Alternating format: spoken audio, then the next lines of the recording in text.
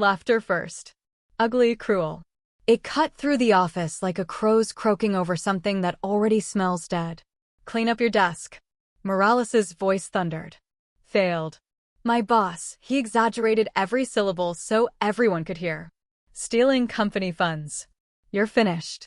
His face showed feigned indignation, but his eyes held true pleasure, the kind of pleasure one practices in front of a mirror. And beside him, Lucas Ferrer, the CEO's son, smiling as if it were all a gift for him. Dad already called the police, he said, savoring each word like an expensive dessert.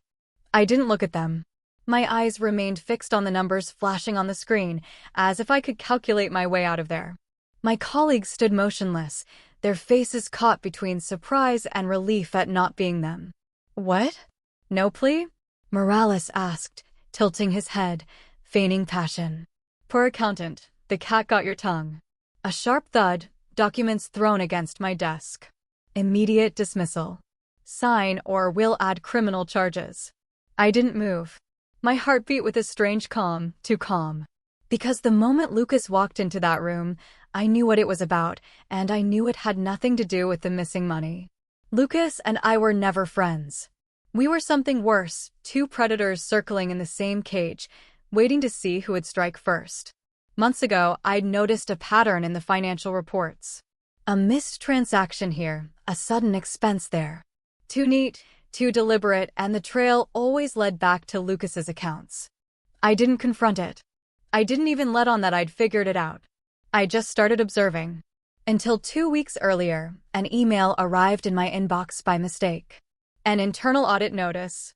My name appeared as the prime suspect and signed, but I didn't need one. That same day, I saw him in the break room with Morales, talking quietly, laughing. I knew what was coming before it hit, but knowing the blow doesn't make it any less sharp when it finally lands.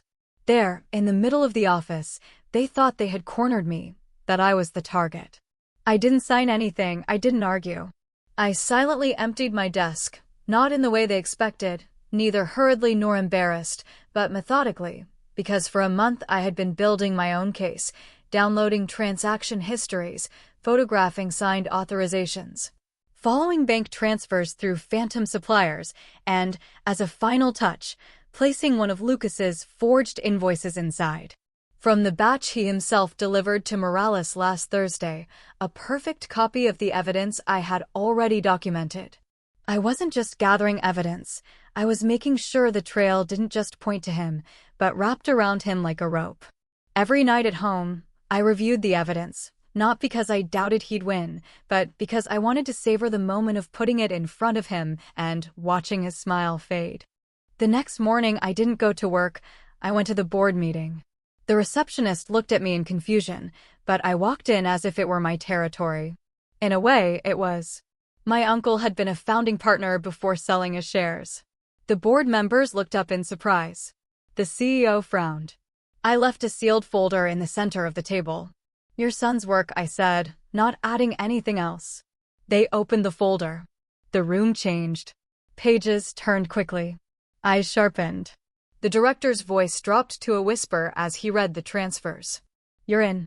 They're going to his personal company. No one was looking at me anymore. They looked at each other, calculating the damage and the consequences. When I got up to leave, Lucas was standing in the doorway. He wasn't smiling anymore. He didn't even have any color in his face. What did you do? He asked. I looked at him for the first time since the day before. I showed them the truth. 21 minutes later, they called me back. Lucas was gone. The director tried to speak.